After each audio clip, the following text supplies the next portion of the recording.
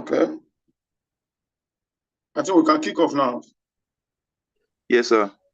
Okay. So during the last class, we stopped at the juncture where I was trying to tell you that manslaughter can be caused by defense of provocation, and that if a defense of provocation is successfully pleaded to a charge of murder, then it becomes manslaughter. I told you that there are two basic types of manslaughter, i.e., voluntary and involuntary, and that it is voluntary where the defense of provocation is pleaded. And the essence of that is that there is malice aforethought, there is intention. The accused person formed an intention to kill, and he actually killed. But that intention, the culpability, is mitigated by the defense of provocation. So that is what transmutes the charge from murder to manslaughter. And of course, I also told you about involuntary manslaughter, which are situations where somebody kills without intention, but there are instances or inferences of maybe negligence or recklessness. I also gave you the example of automobile manslaughter, which is an example of involuntary manslaughter. So today, we are going ahead first with voluntary manslaughter. Voluntary manslaughter arises where the accused kills a person with the requisite mens rea, just like I said, with intention. But the offense is reduced from murder to manslaughter either because of provocation defense or diminished responsibility. That's what I meant when I said the culpability is mitigated from murder to manslaughter.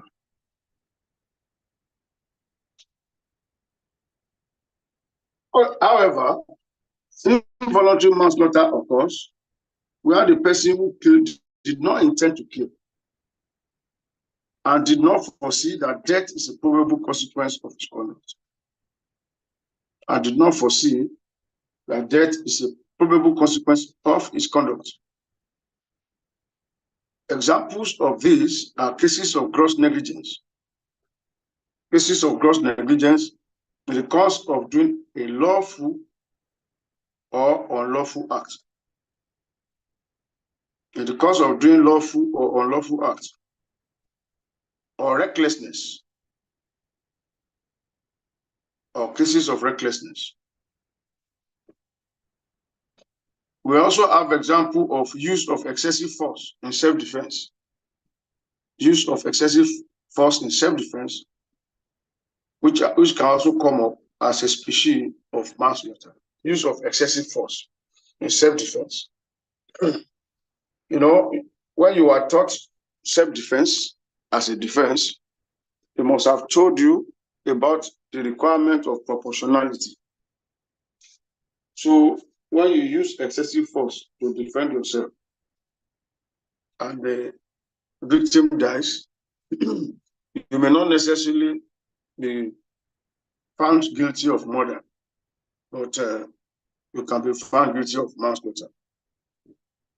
So when we talk about voluntary manslaughter that is induced by a successful plea of defense of provocation, then it is very important to interrogate what the defense of provocation is. Provocation simpliciter is saying that, look, I killed, but the act, the conduct the insult that was passed over to me by the deceased made me to kill him or her. Ordinarily, I wouldn't have killed her or him. So the law should take cognizance of that in assessing my culpability.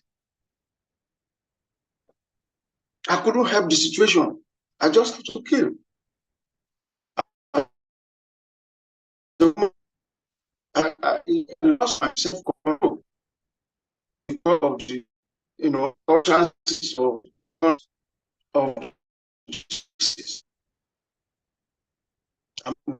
those arguments are accused that is prison plea of provocation. So what we're talking about, it is a mediation plea. It is a plea. You will reconnect the difference. Excuse me, sir. Please, we cannot hear you clearly. It seems like your network is breaking.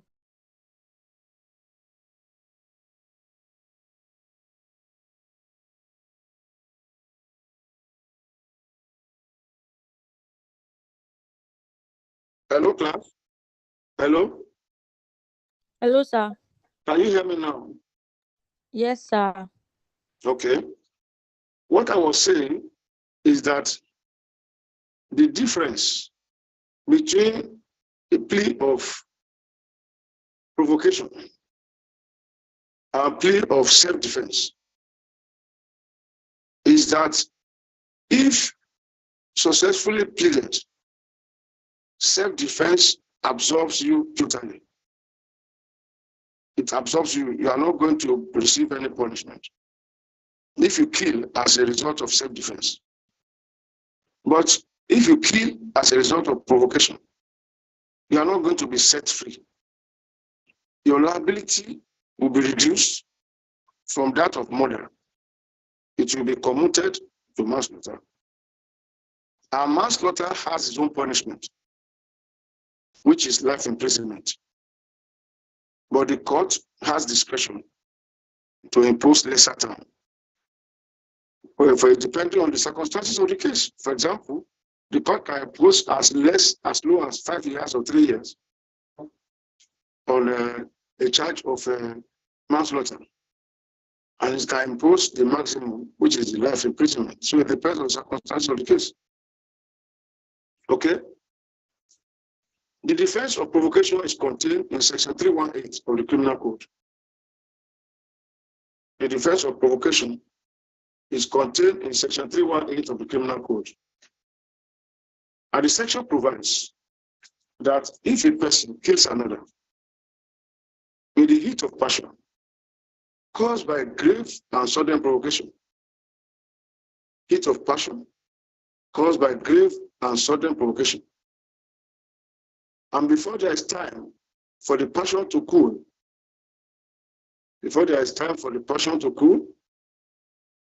then he's guilty of manslaughter. Are you getting me? Are you Yes, sir. Me? Okay, he's guilty of manslaughter. However, provocation was only defined in section 283. I told you that section 318 of the Criminal Code provides for the defense of provocation. But section 283 was where the provocation was defined in relation to an offense of which an assault is an element. Take note. The definition is in section 283 is in relation to an offense of which assault is an element. So get it right. So in Obaji versus State, 1965, one all Nigerian law report in Obaji versus State, 1965, one all Nigerian law report, 269. The Supreme Court held that sections 283 and 318 of the Criminal Code must be read together. The Supreme Court held that sections 283 and 318 of the Criminal Code must be read together for a complete meaning and purport of provocation in relation to murder. So the Supreme Court was trying to say that for the court to get the complete meaning of provocation, sections 283 and 318 must be read together. You don't take one in isolation.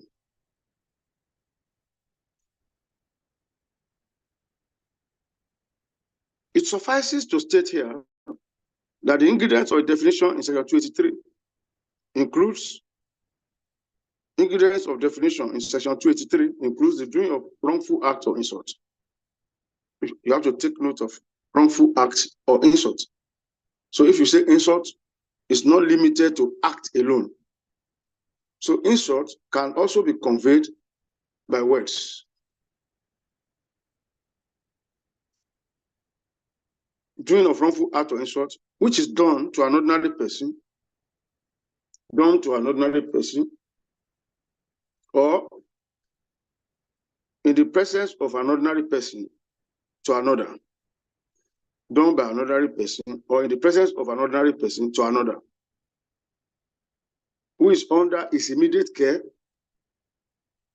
or whom he stands in a conjugal, parental, filial, or fraternal relationship of an ordinary person or to another person who under his immediate care, who is under his immediate care, or whom he stands in a conjugal, parental, filial, or fraternal relationship, or in cases of master and servant relationship,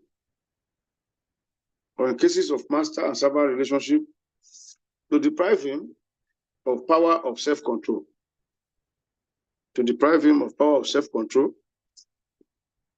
which results in the act of assault, to deprive him of the power of self-control, which results in the act of assault to the offerer of the provocation, which results in the act of insult to the offerer of the provocation.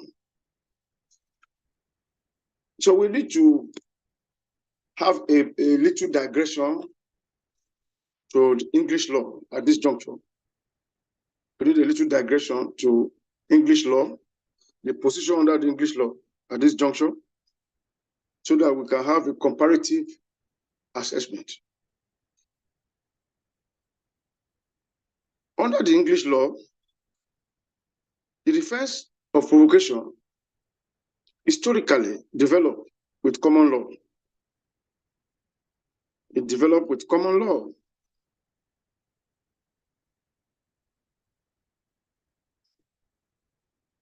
And a classic contemporary definition of provocation was proffered by Devlin J. A classic contemporary definition of provocation was proffered by Devlin J. in R versus Duffy. R versus Duffy. Duffy is spelled D-U-F-F-Y. 1949. One All England report. 932. Where Devlin J. said, and I quote,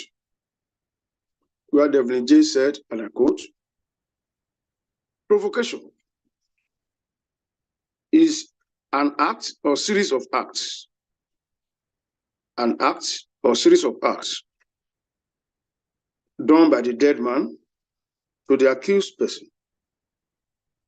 Done by the dead man to the accused person, which could cause in any reasonable man, which would cause in any reasonable person, or which actually causes in the accused a sudden and temporary loss of self-control.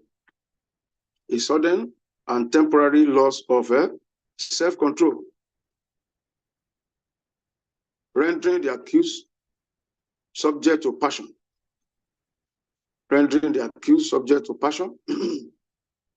to make him or her, for the moment, not to be master of his mind.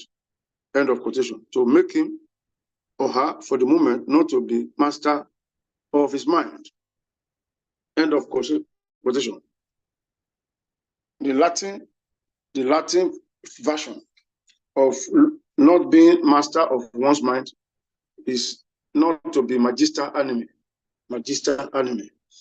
That's the Latin expression of not being a master of one's mind.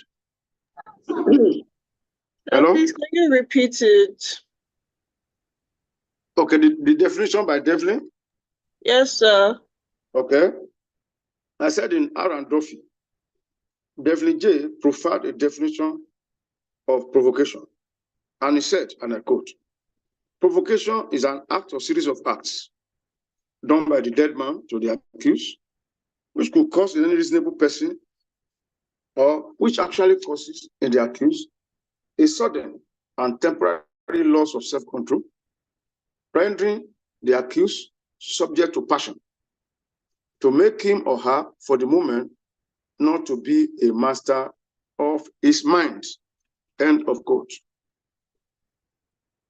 And I said in Latin expression, it means not to be magister animi. Magister animi.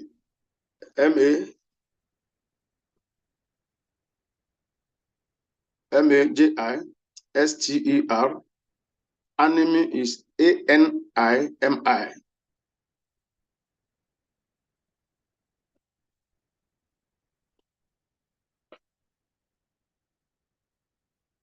From the foregoing English position,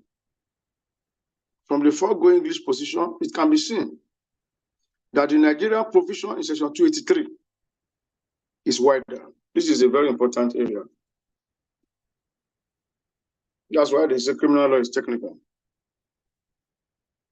From the foregoing English position, it can be seen that the Nigerian provision in section 283 is wider because it accommodates an insult. It accommodates an insult, which can be by words or killing, which can be by words or killing which arose for the provocative acts of a third party, which can be by words or killings which arose from the provocative acts directed to a third party who shares a relationship with the accused.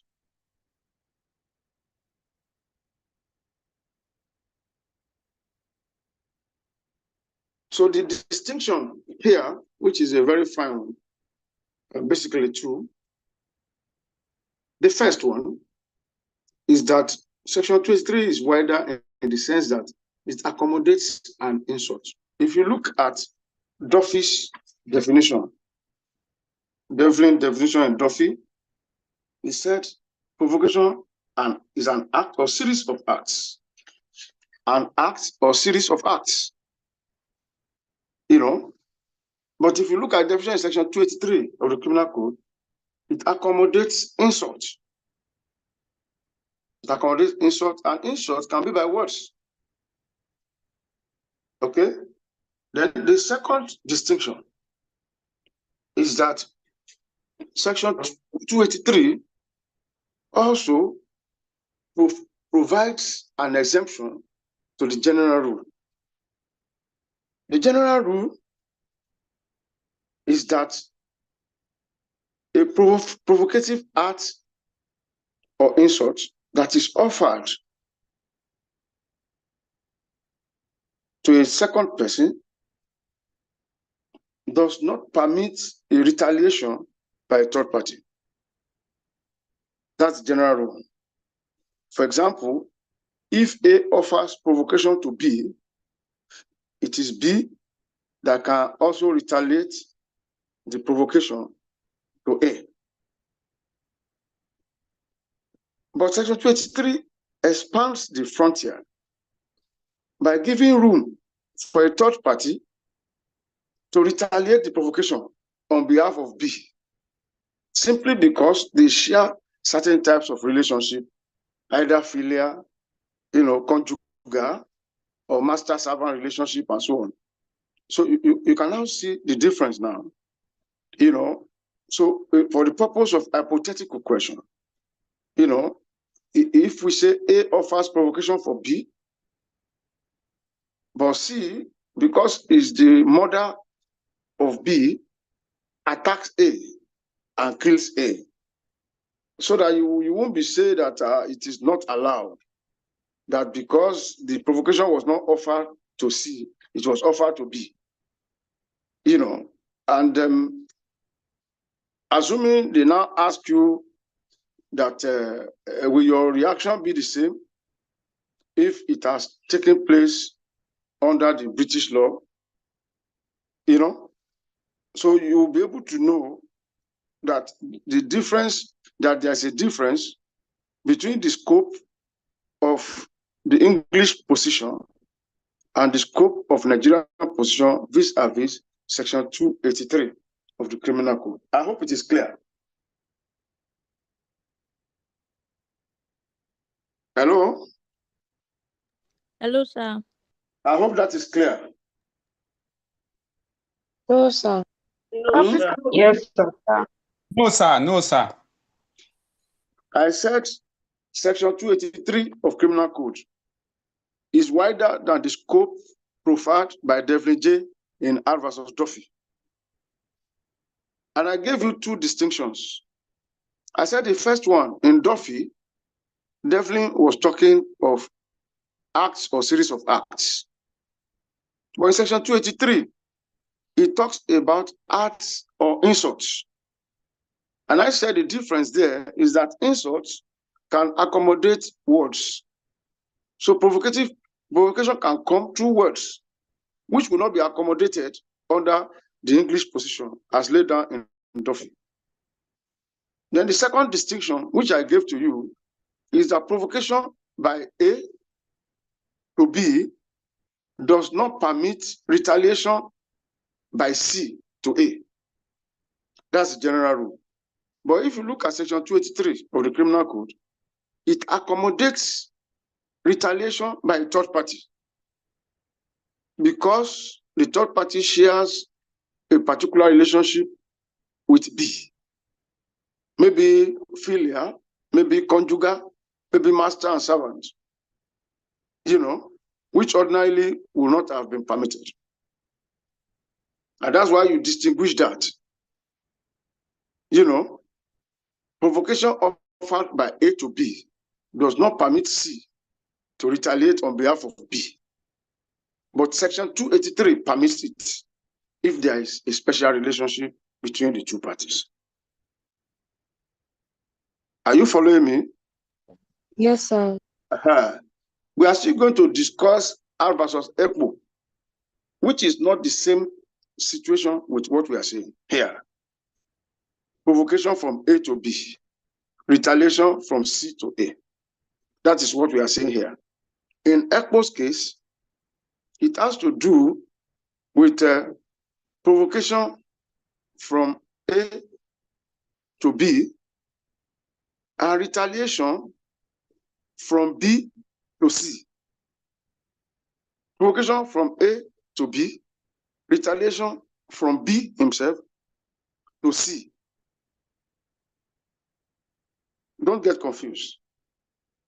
The one we are talking about here under Section 283 is provocation from A to B, retaliation from C to A because of relationship. But in ECMO's case, is retaliation, provocation from A to B, then retaliation from B to C. And that is example of a crowd situation. Crowd. If somebody offers me provocation from a crowd and I want to retaliate, it is permissible if my retaliation hits a third party who was not the particular person that offered the provocative act or insult. In ECMO's case, it was allowed because it's a crowd situation. You can't really identify the particular person that offered the provocation. So the retaliation can hit a third party and it is allowed.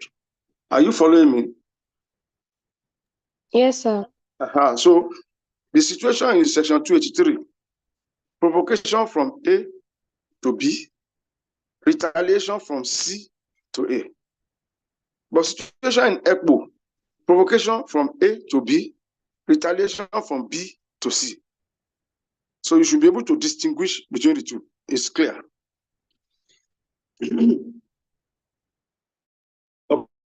Please, sir. So, Can you spell the ECBO case, sir? Please, sir. You said? The ECBO, the case of ECBO. Yes.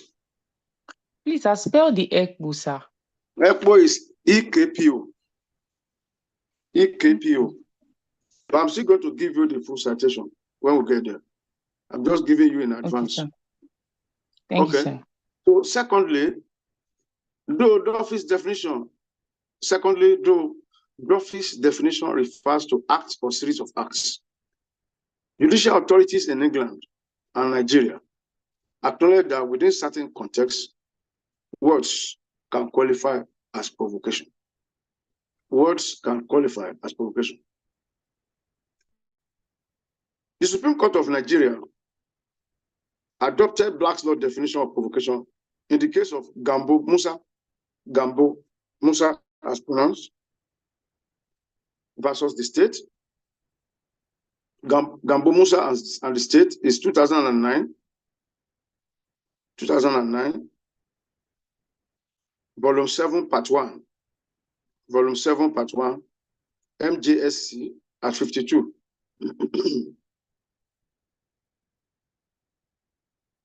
And it is very clear that the Black's Law Dictionary's definition is also more detailed than Duffy's definition. Black's Law definition is also wider in scope than Duffy's because it also accommodates that words can amount to provocation. It also accommodates that words can amount to provocation. So you must note that mere anger cannot grant provocation. Mere anger cannot grant provocation. Mere anger cannot grant provocation. Provocation, and that's by the case of Nkencho versus the state. Nkencho is spelled NKENCHOR versus the state, 1985, 1 NSCC 621, 1 NSCC 621, Nkencho and state. It was in that case that it was laid down principle that mere anger cannot grant provocation. So quickly now we move to the elements of provocation. You see, we are talking about provocation. What are the elements? You know, what are the elements that the defense counsel must be able to prove before a defense of provocation can succeed? You can't just come to court and say, yes, I was provoked. That's why I killed. You must be able, like you have seen the requirements now. There must be a sudden provocation. The acts or words must be enough, to upset you, to make you lose your self-control. It must be sudden, and your retaliation must be contemporaneous. That is what we call spontaneity test. Spontaneity. It is not, you have seen me offering you provocation. Maybe you came back home, you saw me sleeping with your wife on your matrimonial bed. Instead of you attacking me immediately, you went to filling station. About 1 hour later, you came back with petrol and sprinkled it on me and set me on fire. It is not spontaneous. It is not contemporaneous. So in such cases, defense of provocation will fail. So it has to be instantaneous as a response to the provocation that you have received. So what are these elements? We also have the requirement of proportionality. And this is an area where we test student knowledge because it is confusing and contradictory. In fact, it's even illogical. How can you say that somebody, it must be established that somebody has lost self-control, and you are also expecting that person to be rational enough to gauge and weigh his act to be sure that it's commensurate with the provocative act that is being offered, such that if it exceeds, then it will fail? How can you be reasonable in a state of, loss of self-control? So these are issues, and that is what we need to interrogate. So there is a need of a lot of evidential burden that the accused person bear in the establishment of defense of provocation. And on this, we have recourse to Section 284 of the Criminal Code on the evidential burden on the accused person to successfully plead defense of provocation. We have recourse to Section 284 of the Criminal Code. And that section provides a person is not criminally responsible for an assault. When we say assault, it includes assault that results in murder or in death. For an assault committed upon a person who gives him provocation for the assault. Who gives him provocation for the assault. If he is, in fact, deprived by the provocation of the power of self-control and acts upon it on the sudden, and before it acts upon it suddenly, and before there is time for his passion to cool, provided that the force used is not disproportionate to the provocation, and is not intended and is not such as likely to cause death or grievous harm. Whether any particular act or insult is such as to likely to deprive an ordinary person of the power of self-control and to induce him to assault the person by whom the act or insult is done or offered, and whether in any particular case the person provoked was actually deprived by the provocation of the power of self-control, and whether any force used is or is not proportionate to provocation, are questions of facts. End of quotation. So I want to believe that you all have the Criminal Code, because it's a very long, it's a long passage, so you can always look at it later, to get the full gist of what is contained there. So, in the case of Biruwa versus State, Biruwa is Biruwa, James Biruwa and State. James Biruwa and State is 1992. SCNJ, 1 SCNJ at 121.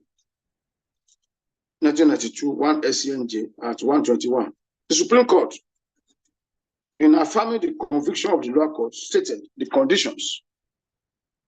The Supreme Court, in affirming the conviction of the lower court, stated the conditions for a valid plea of provocation defense.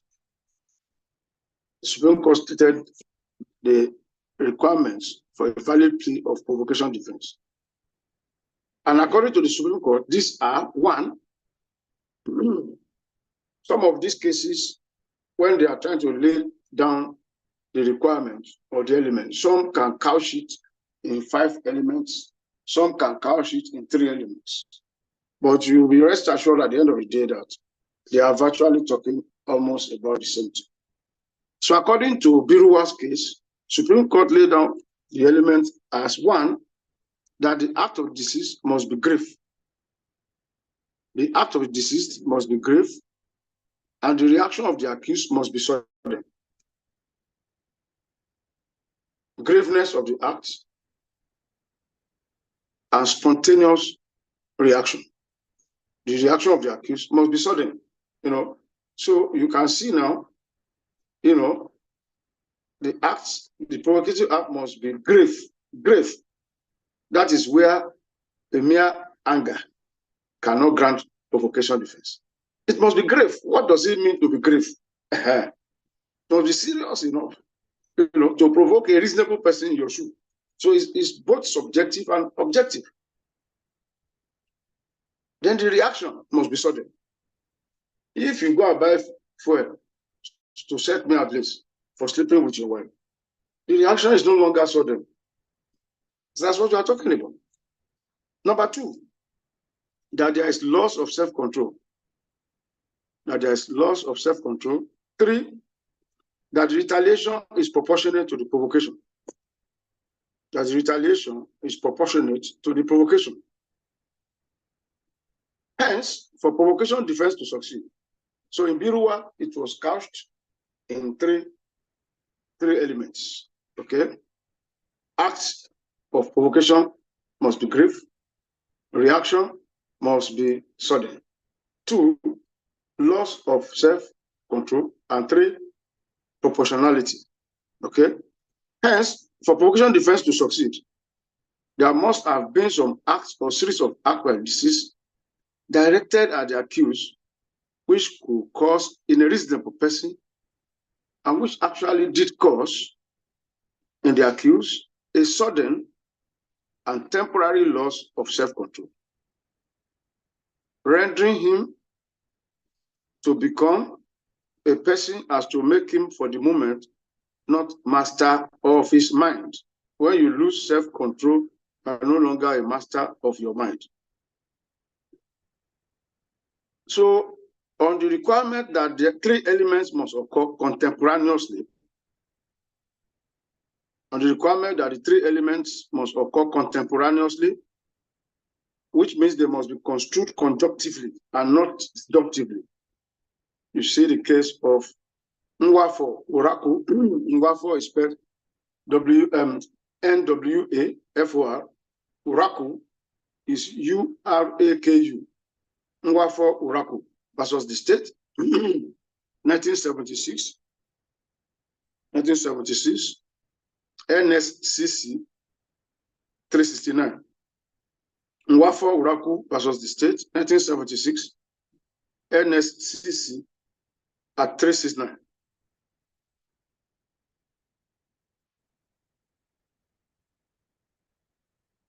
Just like I told you that in some cases, the courts decided to break it down to 5 elements.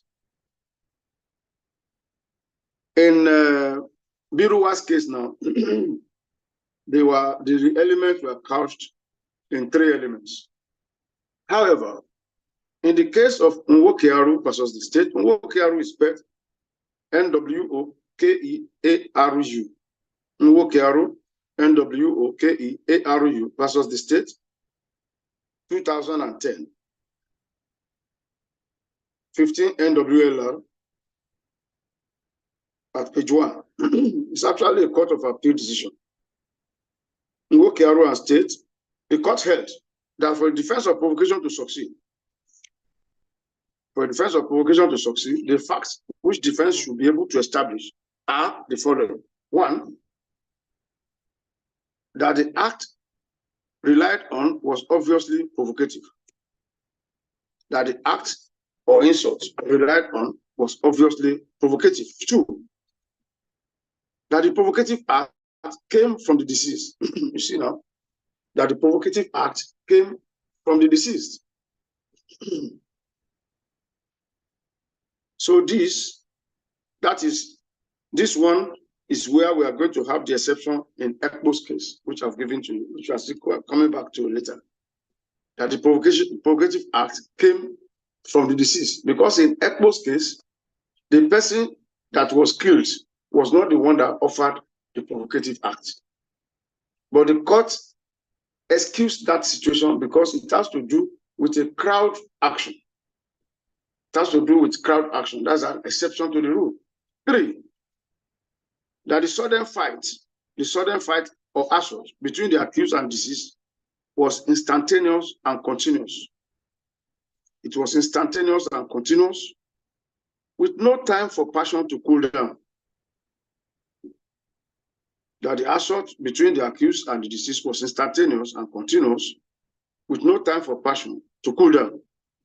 4, that the provocative act deprived the accused of self-control. That the provocative act deprived the accused of self-control. And 5, that the force used by the accused in repelling the provocation was proportional in the circumstances of the case. That the force used was proportional in the circumstances of the case. So on this proportionality requirement, see the case of Gideonwo versus the state. Gideonwo is spelled Jideowo, Gideonwo versus the state, 1997. 1997, 1 NWLR. 1997, 1 NWLR. Part 480. Part 480 at 209. Part 480 at 209.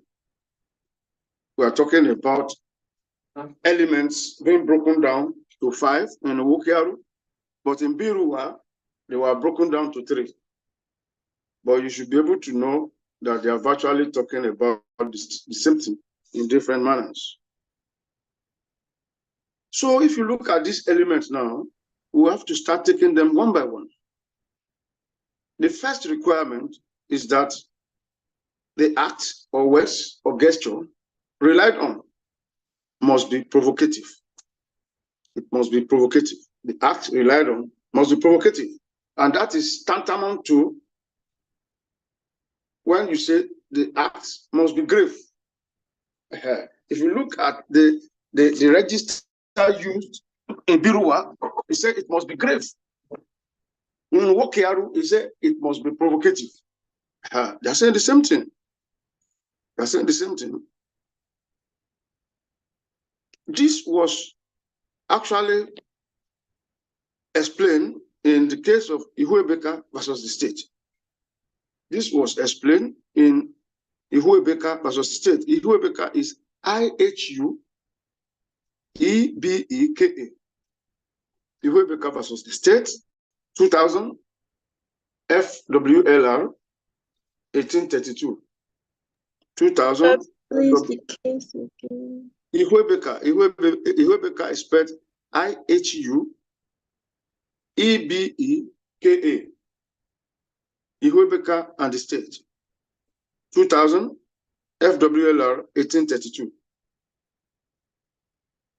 Where the accused killed his wife and his father. The accused killed his wife and father on the ground that they ridiculed him because he had no money. Where the accused killed his wife and his father on the ground that they ridiculed him because he had no money. The Supreme Court held that the acts or words relied upon were obviously not provocative. That the acts or the words relied upon were obviously not provocative. Is that clear now? We are going to look at the Supreme Court again, sir. The decision of the Supreme Court again, sir. Decision that the acts or words relied on in that case in Ihuebeka was obviously not provocative. If somebody just make jest of you that because you don't have money is making jest of you, he had no money. He said that ridicule him because he said he had no money. Then the next thing is he was pleading the first of provocation, and the Supreme Court held, look, that is not provocative. It's obviously not provocative. You understand? It can make you to be angry, but that does not grant provocation. You understand? So, well, also, we have the second requirement as enunciated in Wokiaru, and that is that the provocative act must have come from the deceased. That the provocative act must have come from the deceased. So what this is saying is that provocation by one person does not avail an attack on another. Provocation by one person does not avail an attack on another person. On this proposition, we have a line of cases here. We have Amako versus the state. Amako is AMAKO versus the state. That's 2004 SCNJ. 2004 SCNJ at 93.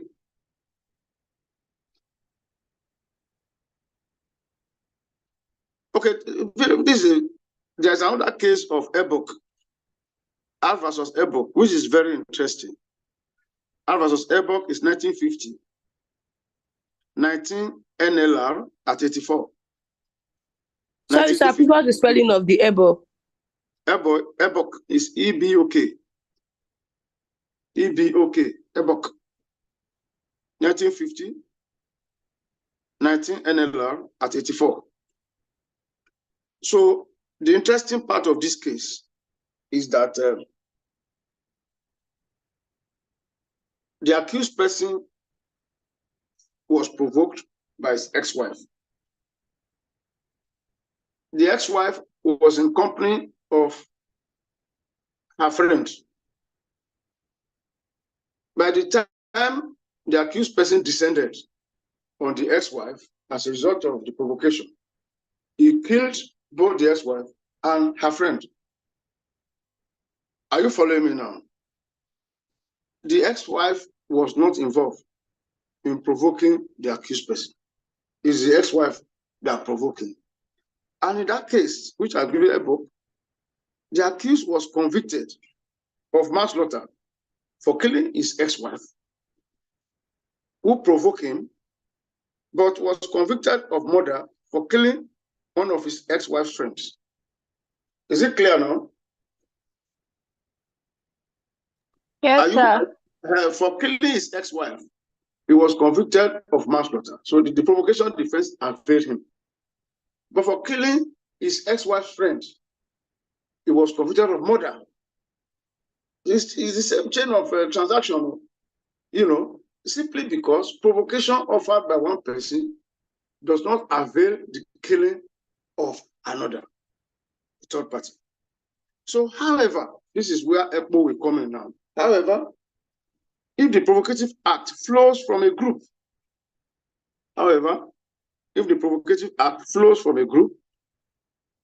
the attack can be unleashed on another member of the group.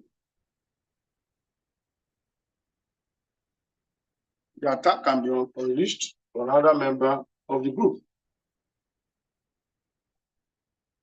So, on provocation offered by a member of a group, see the case of R versus ECPO. ECPO is EKPO, 1938,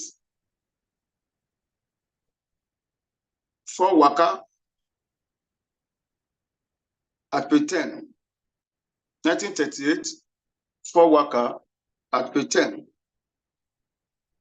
Like I told you, this case is the authority for the fact that there's an exception to the general rule that provocation must flow from the deceased, and that provocation by one person does not avail attack on another person. It's an exception to that rule. However, Section 283 Criminal Code permits that provocation defense can avail a third party. I've given you the analysis of provocation from A to B being retaliated by C to A. That one is an example of Section 283, conjugal relationship, filial. But provocation from A to B being retaliated by B to C is the example of ECPO's case. I hope you are following. Hello? Yes, sir. Yes, sir. So No, sir. I said, however, Section 283 Criminal Code permits that provocation defense can avail a third party if it shares conjugal or filial relationship with the offeree of the provocative act. And it also extends where there is a relationship of master and servant between the accused and the offeree of the provocative act.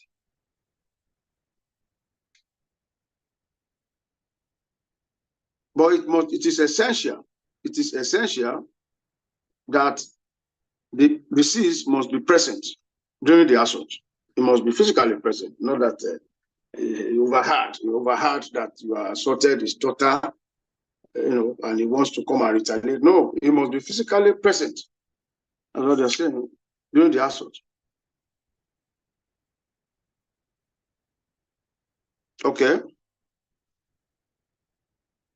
So the third requirements that we are going to interrogate. Yes. Sorry, sir. In the case of that relationship, the filial conjugal relationship you are talking about, if my memory is not playing trick over me, the chain is like you stated, is A to B and C retaliating to B. Is that A to B? A Uh-huh. attack. A provokes B. B and C? In C's presence. Okay. And C shares the relationship with B. Okay. So B now retaliates to A. Okay. On behalf Okay. of B. That is based on the relationship they share. The relationship, yes, that they share. Okay. But in Ekpo's case, A provokes B. A provokes B, and B attacks C, and C dies. Okay. So that's it's clear. applicable in group situation. Groups. Yeah. In crowd situation. Identify the specific attacker, the specific person that is offering the provocative act. Okay. Are you getting me now? That is clear, sir. Okay. So we are looking at the next requirement element, which has to do with the provocative act of words must have attracted a sudden and spontaneous attack. This is the one that is said that before the passion cools down. Heat of passion. Some authors will say it must have happened on the heat of passion before the passion cools down. So that is the suddenness and the contemporaneous spontaneity. Okay, so here we said the requirement that the provocative must have attracted a sudden and spontaneous action, which must be continuous without time for passion to cool down. The assault here must not only be sudden, the provocative act must also be grave. You see now, must also be grave. We have discussed graveness earlier. I mean, that was actually the first element. But now your reaction must be sudden. It must be spontaneous. Okay? The term sudden connotes absence of premeditation. The term sudden connotes absence of premeditation. That is what we call malice aforethought. There's no malice aforethought. It's a spontaneous action. Okay? Suddenness connotes absence of premeditation. An act of premeditation is inconsistent with provocation. An act of premeditation is inconsistent with provocation. Supreme Court held in the case of this case, the spelling is one kind of, but let me pronounce it first. Uwakwejinya versus the state, but the spelling is UWA EKWE GHINYA. Again, UWAE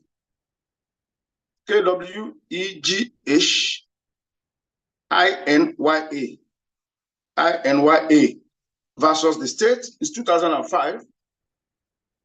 All FWLR, AFWLR, part 1259 at 1911. Part 1259 at 1911. Supreme Court held that premeditated intent is incompatible with the defense of provocation. Supreme Court held that premeditated intent is incompatible with the defense of provocation, such that an accused person who kills another with malice aforethought,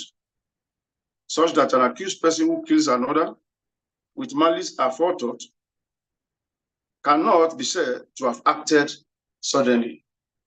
An accused person who killed another is another with malice aforethought, cannot be said to have acted suddenly. You have to note also that vengeance negatives the plea of provocation. It must not be a vengeance. Vengeance negatives the plea of provocation.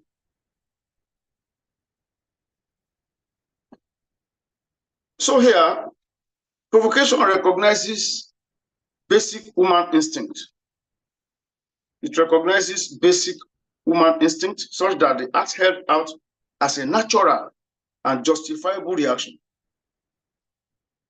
Such that the act held out as a natural and justifiable reaction of the provoked person and was not done in self-revenge.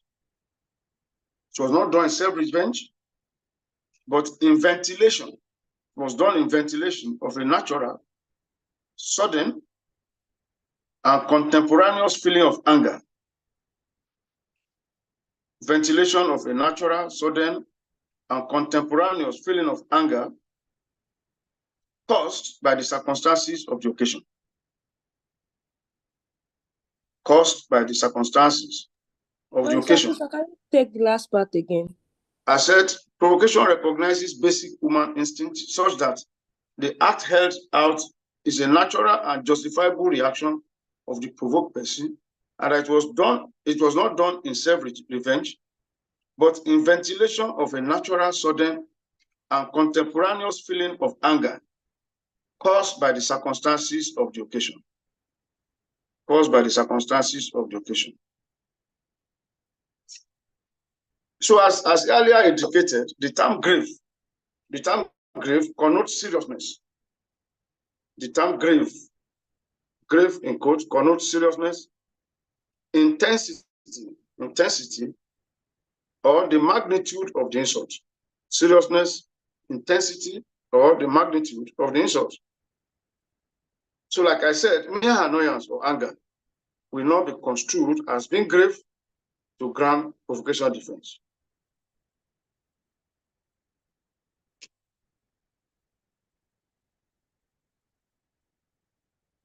Thus, in the case of Akpan versus State,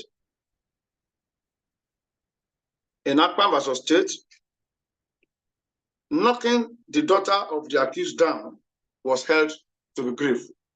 Knocking, K-N-O-C-K-I-N-G, knocking down the daughter of the accused, knocking down the daughter of the accused was held to be grave. Whereas, in Akpan and State is 1990. 1997 NWLR part 160 at 101. 1997 NWLR part 160 at 101. Then I said, whereas in Okonji versus State, Okonji is O-K-O-N-J-I. Okonji and the State is 1987, 1 NWLR at 52. A mere insult on a night watchman. A mere insult on a night watchman by students was held not to be grave. Was held not to be grave. Just like in the case of Nwambe and the State, Nwambe is spelled N-W-A-M-B-E, Nwambe. And the State, 1995, SCNJ 77, it was also held that refusal to buy appellant wine, refusal to buy wine for the appellant, constituted an act of annoyance, not provocation. It constituted act of annoyance, not provocation.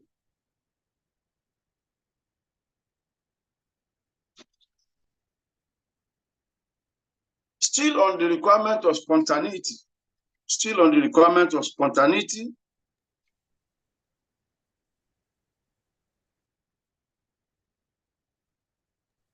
Sorry, sir, please, I have a question. Yes, sir, I have a question. Yes, what's your question? Yes, based on what you just said now, that a male insult was not considered grave to in the case of Konji versus State. I want to understand how that will apply, seeing that earlier on you mentioned that a male insult can be one of the an act of reputation. When you say insult, the insult must also be grave. If you refuse to buy somebody wine, how does that translate to provocation? You can be angry, you can be annoyed, but it doesn't amount to grave. It's not grave. If you just abuse somebody or somebody loses an election, you are making jest of it, it doesn't amount to grave action. It's not grave. The insult is not grave. You know. Okay. So insult, a mere insult on a night watchman in Akwa by students was held to be grave and was held not to be grave.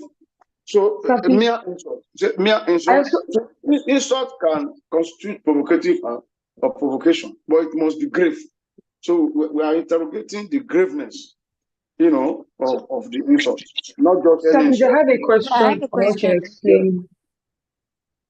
The thing about, like, you're saying grave, but how do we quantify that? Because We are still, you the see, what we a are grave still, insult is. we are still going to look at cases like Beda, you know, in the case of Beda, although it was wrongly decided, you know, where somebody was a prostitute that was visited by the deceased, you know, who ended up being an impotent man, was jeered at by the prostitute, and the man got angry, he lost his self-control, and he killed, you know, the prostitute. And the court held that the insult was not sufficient. You know, but in a later case, that is the case of Camping, the decision in Beda was reversed. It was jettisoned. And the court held that it was decided in error and that it's supposed to be a subjective test. So if you call somebody an impotent man, then it also depends on the status of the person in life. Maybe you're a Muslim, for example.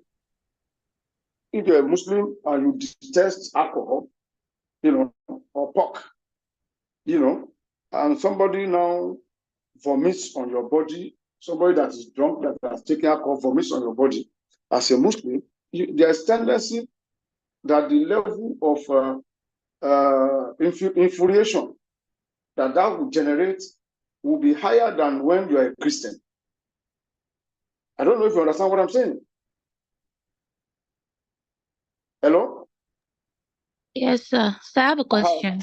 Yes. Does the defense of provocation also work for infliction of grievous bodily harm, or is it just murder?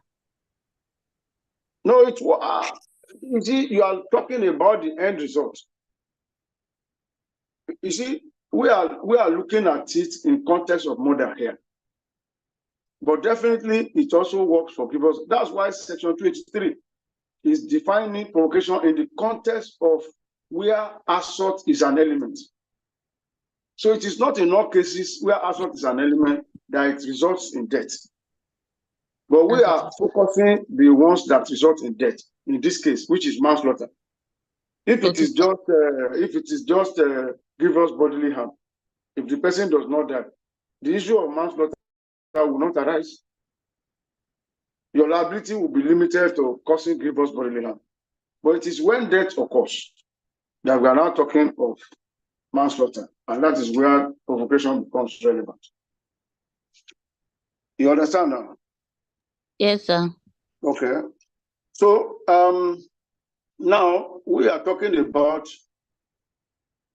gravity of provocative acts and the words, and we are talking about spontaneity. I said still on spontaneity requirement. I want us to look at the case of R versus Green, very important case. You know, R versus Green The provocation must be sudden in the heat of passion and spontaneous before the heat cools down. That's the reaction. In Adam Green, a wife receives advances from Y. A wife receives advances from Y. That is Manfred. And the wife stays with her mother. The wife stays with her mother. The husband got there and saw the wife and Y having intercourse at 9 p.m. They were having intercourse at 9 p.m. He went home and came back by 1 a.m. You see the interval between 9 p.m. and 1 a.m. with machetes, with the intention of killing wife. That's the Manfred. But ended up killing his wife because the place was dark. The defense of provocation failed because the heat of passion has cooled down. Are you following that? Yes, sir. So, but there can be what is called, usually under English law, there's what we call cumulative provocation. Series of incidents, which the court in England has recognized as continuous provocation, cumulative. So if the conduct of the deceased was relatively not provocative if taken in isolation, the defense of provocation may be open to the accused if it was part or was the last in a series of acts which finally provoked a sudden loss of self-control by the accused and so precipitated his lethal reaction, which led to the death of the deceased. So what we are saying here is that there can be cumulative provocation. There may be provocative acts, in series, which if taken together, may be sufficient, to warrant the reaction of the accused person. But if each of those acts is taken in isolation, it may not be sufficient. So I think the time is fast spent here. So are we to break now? Hello? Yes, sir. You have another class? Yes, sir. Okay. So just remind me during the next class, so that we know where we stop. So we have just discussed R versus Green. I told you there was a time we set a question. And instead of, in Green now, the man came with machete. And my own example has always been, you have gone to the nearby filling station to buy petrol, and you have come back about 1 hour later to now sprinkle me with petrol, and you set me ablaze. It will also fail the way Green fails, because there is time for passion to cool down. So it will fail the contemporaneity or spontaneity test. Sudden, before the heat cools down. It must be at the heat of passion. Assuming it was when they were having intercourse that he saw them, he quickly went to the kitchen or to the store to take a cutlass and macheted them.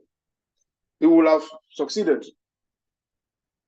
But he went out. They said it happened 9 p.m. and he came back by 1 a.m. Look at the interval. And that's why it failed. So that's a very important requirement under provocation, spontaneity test. See you next class. Enjoy. Yes, sir. So, yes? Hello?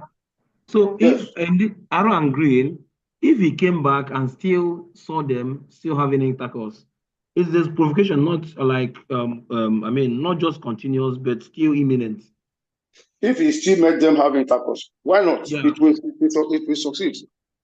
Okay. That is a continuous provocation. But in this case, somebody went 9 a.m., came back by 1 a.m. Look at the time interval. You understand? And they didn't say that he still made them having intercourse. Said it was dark. He actually wanted to machete the man friend, but he ended up macheting his wife. So the defense failed. So we'll take it from there. Next class. Enjoy the rest of your day. Okay, thank you. Okay, Thank you very much, sir. Okay. Yeah, That's all right. nice. Okay. Thank you, sir. Yeah. Yeah, thank God. Thank you, sir. Thank God. You're welcome.